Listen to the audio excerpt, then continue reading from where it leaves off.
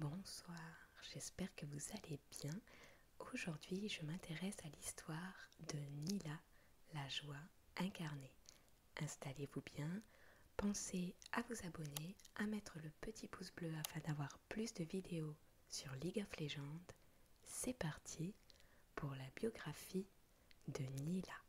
Nila est une femme joviale et pleine d'assurance qui arbore en permanence un sourire mystérieux. Son arrivée soudaine à Billwater a mis la ville en émoi. Ses duels contre les serpents de mer déchaînés défient les limites des capacités humaines. Elle traverse l'océan à pleine vitesse avec une lame fouet composée d'eau scintillante et elle escalade les monstres géants avant de les oxyre de façon spectaculaire, ne prenant de repos que pour remercier ses valeureux adversaires. Dès qu'une menace dépasse la taille d'une maison, Nila se sent obligée de la combattre et sa détermination grandit avec l'ampleur et la dangerosité de cette menace. Ses origines et celles de sa puissance sont entourées de mystères. La vérité, cependant, connue de Nila seule, est qu'elle avait autrefois un autre nom et que sa vie était totalement différente. Enfant précoce d'une grande famille Katkani, la jeune fille qui deviendrait Nila n'avait rien d'une guerrière. Au contraire, elle se rapprochait du rat de bibliothèque et s'intéressait avant tout aux mythes et aux légendes.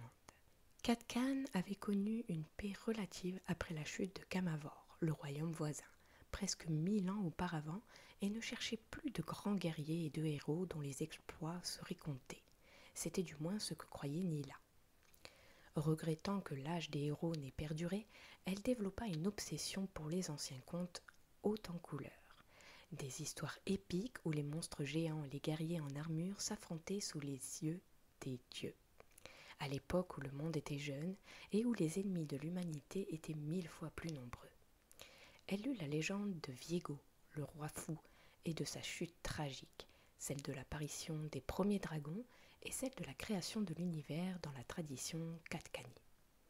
Nila les mémorisa toutes, persuadée que leurs intrigues et leur magie n'appartenaient pas seulement à la fiction. Une histoire en particulier était sa préférée, le cycle d'Ashlech. Elle raconte l'histoire du fantastique seigneur de la joie, Ashlech, une bête aux membres innombrables qui faisait peser une menace sur le monde entier en compagnie de ses 9 frères et sœurs tout aussi féroces. Ne vivant que pour éprouver une joie primitive, Ashlech tenta de consumer le royaume des dieux. Mais les dieux terrassèrent le monstre et l'enfermèrent au plus profond d'un lac infini aux 1000 reflets. Au 7e niveau des enfers, là où un ordre de héros mythiques le maintiendrait prisonnier. Nila, après avoir démêlé les nombreux mystères de cette histoire, se rendit compte que cet ordre de héros avait son siège juste sous ses pieds, au cœur de la capitale Katkani. Jamais elle n'avait été aussi enthousiaste. Elle partit à la recherche de cet ordre caché pour en apprendre les secrets et peut-être en devenir un membre à part entière. Alors, elle disparut. Tous les souvenirs d'elle, son visage, sa voix, son vrai nom, furent effacés de la mémoire collective. Les souvenirs s'évaporèrent, les écrits s'effacèrent des murs et des textes, et ses amis et sa famille devinrent incapables de prononcer son nom. C'était comme si Nila n'avait jamais existé. La femme qui reparut 10 ans plus tard était devenue étrangère à cette contrée, détachée du monde qu'elle connaissait naguère, mais elle conservait cet étrange sourire et cette joie permanente et infinie. Quoi qu'il lui soit arrivé pendant sa longue absence, elle n'en parlait jamais. Peut-être avait-elle rencontré l'ordre mythique et appris avec lui les arts de la magie et de la guerre. Peut-être avait-elle rencontré le démon primordial, Ashlech, et l'avait-elle combattu dans les ténèbres apocryphes durant une décennie avant d'en sortir victorieuse. Peut-être n'était-ce même pas la fille du tout, mais une imposture revêtant sa chair. Ou peut-être que la vérité se cachait à la croisée de tout cela. Qui ou quoi qu'elle fût, elle commença à se faire appeler Nila, le nom du légendaire fleuve du destin. Son œuvre put ainsi débuter. Dotée de talents acrobatiques et équipée d'une lame liquide d'une puissance incalculable, elle se lança à la conquête des plus grandes menaces des anciens mythes. Grand-mère vipère, l'invincible génitrice de tous les dragons camavoriens, Imago, démon du changement et fléau de la vallée cornaline, le demi-dieu fou, Nabavélicus, auteur d'innombrables atrocités. Chaque ennemi qui se dressa contre Nila fut balayé lors de terribles batailles pleines d'éclat et de fureur. La légende de Nila grandit au fur et à mesure de ses victoires et des récits épiques commencèrent à prendre forme, racontant son périple à travers toutes sortes de terres étranges qui s'étendent jusqu'aux confins du monde. Le pouvoir d'Ashlech lui-même l'accompagnait et Nila s'en servait contre les démons susceptibles de menacer la tranquillité de Katkan. Son cœur conservait le souvenir de ce qu'elle avait perdu et connaissait les événements qui l'attendaient, ce qui l'amena à combattre des adversaires de plus en plus forts où qu'ils se trouvassent. Quoi que soit devenue cette fille plongée dans les livres, Nila fait maintenant face à son avenir avec une joie débordante. Sa simple présence encourage les autres à se battre à ses côtés et ses exploits entretiennent sa légende, même si plus personne ne se rappelle quelle femme elle était avant. Elle se mesure aux ennemis mythologiques de Runeterra avec une allégresse infaillible et le fera jusqu'à la fin, si cela lui permet de protéger ceux qui ne peuvent pas se protéger eux-mêmes. L'histoire de Nila. Tu connaîtras la joie, tu connaîtras la gloire, et ton nom restera gravé dans l'histoire. Tout ce que je désire en échange, c'est toi. Le cycle d'Ashlech, chapitre 10, verset 7. Billwater n'est pas vraiment un lieu connu pour sa cuisine. Par conséquent, le bar à huîtres de Bill la Coquille est une vraie anomalie. Cet établissement, situé dans l'un des quartiers les plus pauvres de la ville, a acquis une formidable réputation au cours des ans et doit son succès à son propriétaire, Bill la Coquille, une véritable célébrité locale. Grand passionné de fruits de mer et d'histoires rocambolesques en tout genre, l'homme dispose également d'une chambre supplémentaire au-dessus du restaurant qu'il loue aux vagabonds. Son invitée la plus récente, une guerrière ascétique au large sourire indéfectible, et qui vient tout juste d'envoyer Malcolm Graves voler à travers le mur de la salle de restauration. « Mais j'ai rien fait, » grogne Graves en basculant son cure-dent de l'autre côté de sa bouche. « C'est pas moi que tu cherches, c'est certainement Senna ou Rango. »« Ton manque de flair met des millions d'innocents en danger, Malcolm Graves, » répond une voix guillerette avec un étrange accent. « J'ai quelques questions à te poser concernant le petit cadeau que tu as déposé sur mes rives, Viego de Camavor. » La personne à qui appartient la voix se déplace avec détermination dans le nuage de poussière et de débris. Sa lame fouet, happeuse, formant un arc scintillant autour d'elle. Chacun de ses pas illumine le restaurant de vaisseaux lumineux indigo et dorés qui projettent d'inquiétantes ombres dansantes à travers la pièce. Des cheveux bruns en bataille encadrent un fin visage et des yeux violets, le tout figé dans une expression étrangement exubérante. Sur sa hanche repose une sphère étincelante tenue par 2 mains forgées dans un métal inconnu. Cette femme, c'est Nila, et cela fait des semaines que Graves fait tout pour l'éviter. On ne peut pas dire que c'est une réussite. Nila était vraisemblablement arrivée à Billwater dans la nuit et sa présence avait immédiatement été remarquée en ville. Que ce soit à cause de sa curieuse manie de réciter des psaumes à divers moments de la journée, tout en exécutant des gestes compliqués avec ses mains, ou à cause de sa drôle d'armure représentant 7 mains et forgée dans un métal nacré que personne ne reconnaît. Ou encore à cause de son entêtement à dire qu'elle vient de Katkan, alors que l'on n'avait pas vu de Katkani à Valoran depuis plus de 7 ans.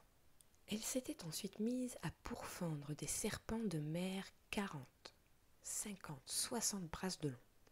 Lorsqu'un bateau se trouvait en danger, Nila dévalait les quais et s'élançait au-dessus de la mer avec un grand sourire serein. Sa silhouette filiforme filait droit vers ses ennemis, leur sautant à la gorge. Alors que les rumeurs allaient bon train à son sujet, elle commença à questionner les marins reconnaissants à propos du fameux ordre des sentinelles, et c'est à ce moment précis que Graves commença à l'éviter. Maintenant qu'elle lui a mis la main dessus, elle n'a pas l'air très heureuse. Ou plutôt, elle ne se comporte pas comme quelqu'un d'heureux, car elle a toujours l'air incroyablement enjouée, au point que ça en est déconcertant, avec son sourire aimable et imperturbable, et son attitude anormalement positive à toute heure de la nuit et du jour. C'est à cause de ses étrangetés que personne n'arrive à comprendre ses intentions, sans parler de son besoin pathologique d'affronter tout ce qui est bien plus gros qu'elle, et à savoir sur quel pied danser avec elle. « Je ne vois pas du tout de quoi tu parles, » ment Graves, fouillant les décombres à la recherche de son arme. « Tu ne l'as pas emprisonnée à Lovetra aux dernières nouvelles ?» Nila sourit gaiement, faisant 2 autres pas en avant. Ses jambes bougent d'une manière anormalement gracile, rappelant un serpent prêt à bondir. « Ne me mens pas, tu restes à taille humaine. Te tuer serait d'une facilité déconcertante. »« Tu veux parier ?» raille Graves, qui a enfin mis la main sur Nouvelle Destinée. Savourant ce retournement de situation, il tire 3 balles en plein dans le torse de Nila. Du moins, c'est ce qu'il croit. Les balles semblent la contourner, ou bien c'est elle qui les contourne. C'est comme s'il tirait sous l'eau, et cette pensée le déstabilise étrangement. Les coins du sourire de Nila tressaillent. Graves l'ignore, mais elle est incapable de ressentir de la colère ou toute autre émotion qui n'est pas de l'allégresse. Pourtant, elle en rêve terriblement en cet instant. Elle le désarme d'un coup de fouet et envoie son fusil voler à l'autre bout du restaurant. Elle découpe ensuite une table métallique située juste à côté de la tête de Graves d'un second coup de fouet. L'histoire d'un instant, il jurait avoir vu des mains bleues fantasmatiques flotter au-dessus de Nila. Mais c'était peut-être juste son imagination. Il s'est pris pas mal de coups à la tête dernièrement. « C'est une arme intéressante, » dit Nila, songeuse. « J'imagine qu'elle fonctionne mieux sur des adversaires normaux. »« Qu'est-ce que ça veut dire ?» demande Graves, agacé. Mais Nila ne lui répond pas. À la place, elle range son arme dans la sphère, marmonnant un bref psaume que Graves n'arrive pas à comprendre. « Je te présente mes excuses. Si j'en crois ton style de combat, tu n'es pas la sentinelle que je recherche. »« Bon sang, mais t'es pas censé être une héroïne, toi ?» crie Graves, assis au milieu des bouts de bois brisés et de la ferraille tordue. « Moi aussi en un sens. Alors lâche-moi la grappe, d'accord ?» Graves soupire. Cela dit, sympa tes pouvoirs. Très impressionnant. Nila récite un autre psaume. Ses mains s'agitent en même temps qu'elle chuchote les mots, souriant sinistrement dans la pénombre. « Merci, Malcolm Graves. J'ai sacrifié beaucoup de choses pour les obtenir. »« Je préférais que tu m'appelles Graves. »« Je n'en ferai rien, » répond Nila. « Les noms véritables recèlent d'une grande puissance, Malcolm Graves. Tâche de ne pas l'oublier. » « Si tu le dis. » Graves regarde derrière Nila. « Vous avez tout bien entendu, les gars. Ou vous voulez qu'on répète plus fort ?» À ce moment précis, une voix s'élève depuis la rue.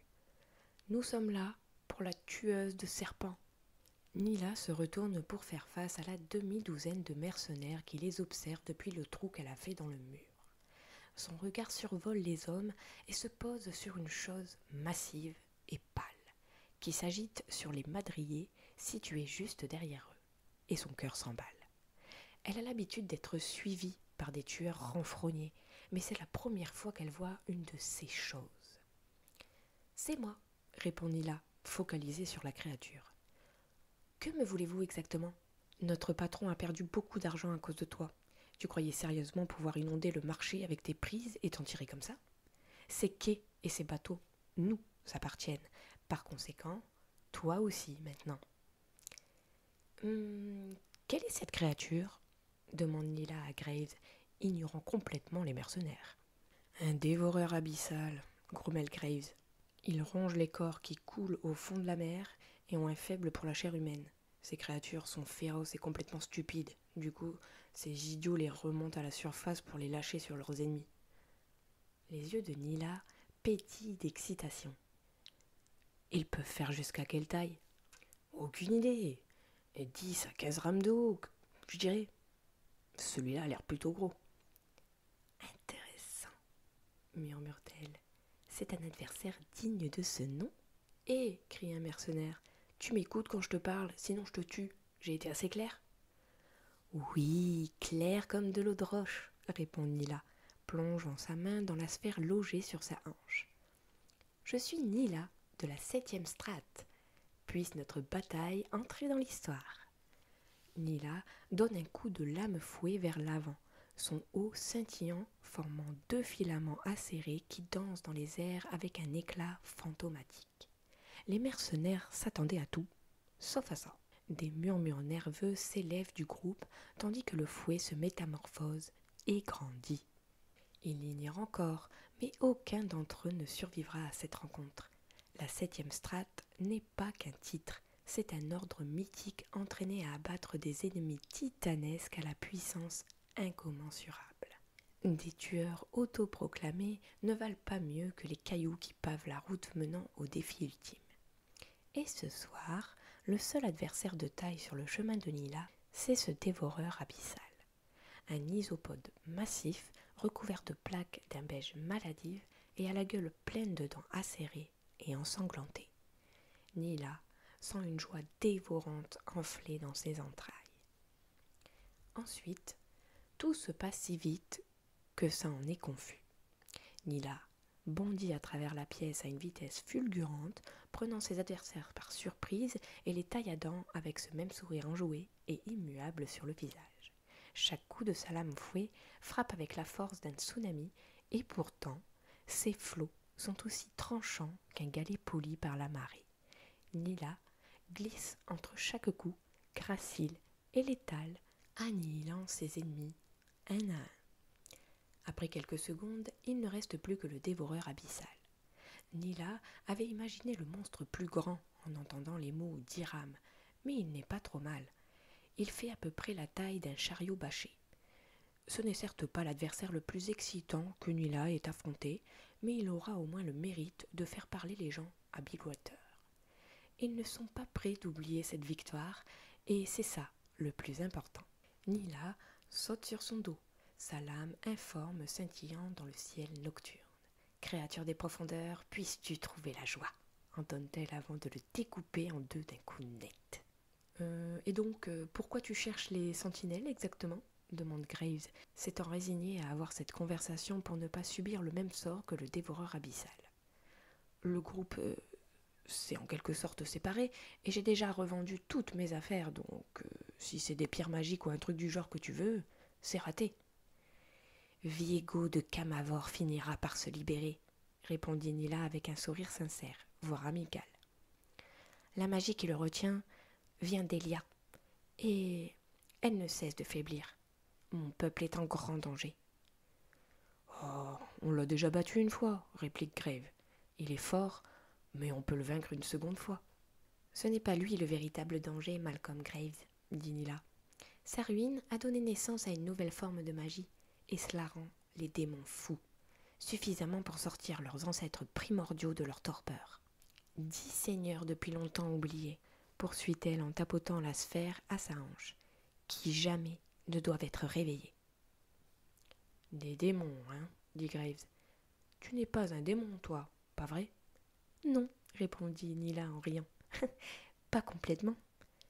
L'ascétique fait un autre geste avec sa main, récitant quelque chose en chuchotant. Graves observe la sphère, son regard semblant attiré par elle, tandis que Nila parle.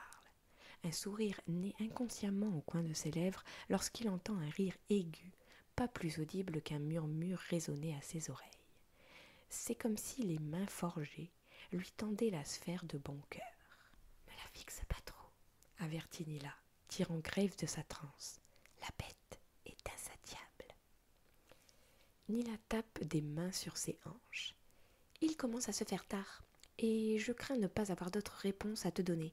Je vais donc me retirer dans ma chambre, » déclare-t-elle en laissant derrière elle un Graves confus, avant de contourner la salle de restauration en ruine pour monter les escaliers du restaurant. « Si jamais tu croises un monstre intéressant, préviens-moi, je viendrai lui régler son compte.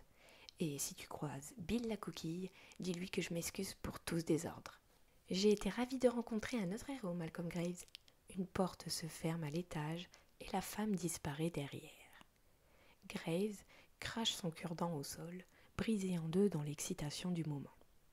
Il en cherche un nouveau, mais n'en trouve pas. Alors à la place, il regarde calmement la rue, où 6 corps et 2 moitiés d'une gigantesque créature marine sont éparpillés. « Les sentinelles ont ruiné ma vie », lâche-t-il dans le vent. Cette Nila était plutôt chouette en tout cas.